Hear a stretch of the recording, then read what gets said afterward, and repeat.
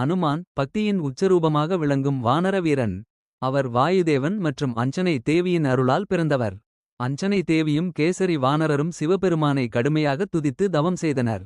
அவர்களின் தவத்தில் மகிழ்ந்த சிவபெருமான், என் அம்சமாக ஒரு மகன் பிறப்பான், அவன் உலகுக்கு நன்மை செய்வான் என வரமளித்தார்.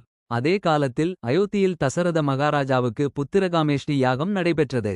யாக பலனான பாயசத்தை தேவலோகத்திலிருந்து கொண்டு வந்த வாயுதேவன் அதன் ஒரு துளியை அஞ்சனை தேவியின் கற்பத்தில் சேர்த்தார். இதனால் சிவாம்சமும் வாயு சக்தியும் இணைந்து ஒரு அற்புத குழந்தை உருவானது. குழந்தை பிறந்ததும் அவன் முகத்தில் தெய்வீக ஒளி பிரகாசித்தது. வானர குலத்தில் பிறந்தாலும் அவனில் அளவிட முடியாத சக்தி இருந்தது. சிறுவயதிலேயே சூரியனை பழமாக நினைத்து பாய்ந்து சென்றான். இதைக் கண்ட தேவர்கள் அவன் மகத்துவத்தை உணர்ந்தனர். அஞ்சனை தேவியின் பெயரால் ஆஞ்சநேயன், வாயுதேவனின் புத்திரனாக வாயுபுத்திரன், அணு கூட்டல் மான், அளவில்லாத அறிவும் வலிமையும் உடையவன் என அனுமான் என அழைக்கப்பட்டான். இவ்வாறு பிறந்த அனுமான் பின்னாளில் ஸ்ரீராமபிரானின் பரம பக்தனாக தர்மம், வீரம், பணிவு ஆகியவற்றின் அடையாளமாக உலகமெங்கும் புகழ் பெற்றான். ஜெய் ஸ்ரீராம். ஜெய் ஆஞ்சநேயா.